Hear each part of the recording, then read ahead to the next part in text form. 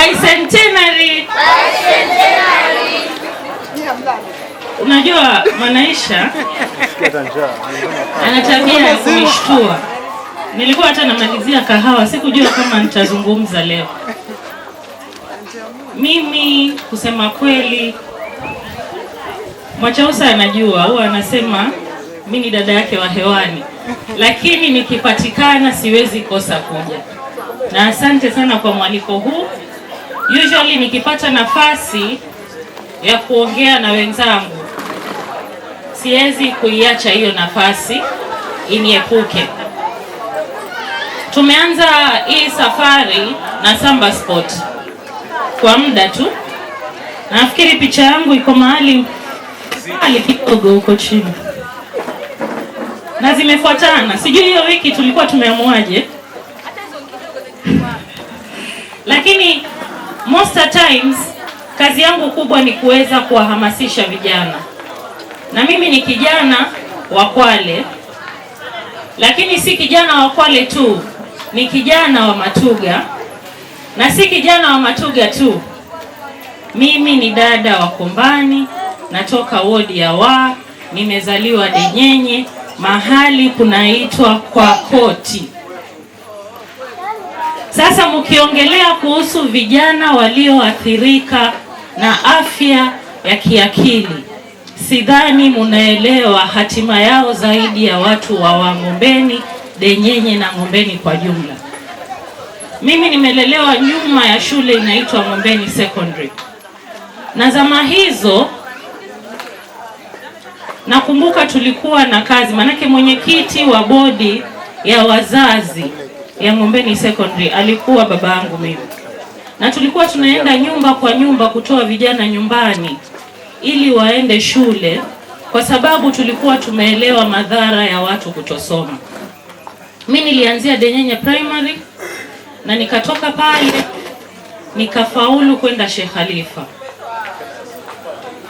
Na nikatoka Sheikh Khalifa nikijua jukumu langu duniani ni moja tu, kuhakikisha kwamba narudi nyumbani kuja kuwahamasisha wenzangu kwamba inawezekana mtoto wa Denyenye akatoka Denyenye akaenda akavunja tajriba zote za maendeleo ya mtoto wa kike Kenya hii, na akarudi kuambia watu wa Denyenye ushuhuda kwamba inawezekana. Semeni bicentenary.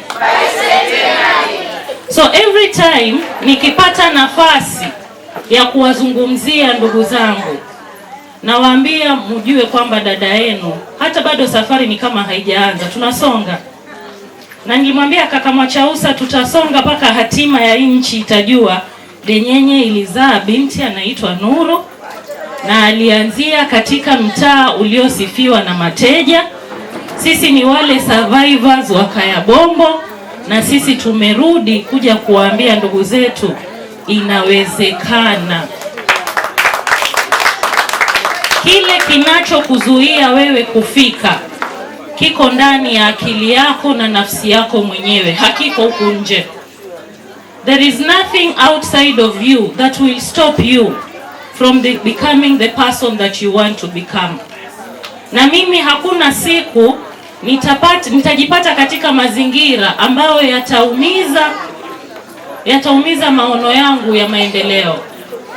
Kwa hivyo somo kubwa ambalo nataka kulieneza, kwa sababu leo ni katika milestone zetu za kuweza kuwahamasisha, ni kwamba kikomo cha mafanikio yako kipo ndani ya akili yako tu, hakiko katika ulimwengu. You can be anything you set your mind to become. Sawa sawa? Semeni bicentenary. Bicentenary. Nikisema mimi ni dada wa Kwale,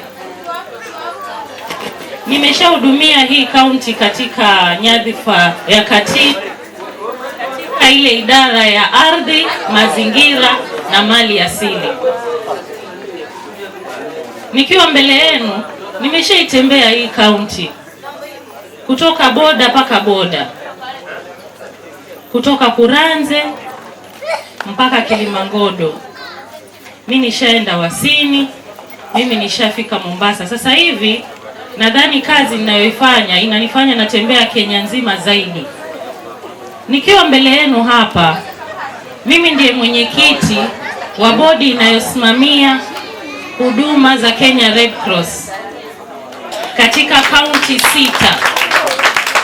So nasimamia province yote ya Pwani, na hizi kaunti 6 zina branches 6 ambazo zina viongozi wake pia.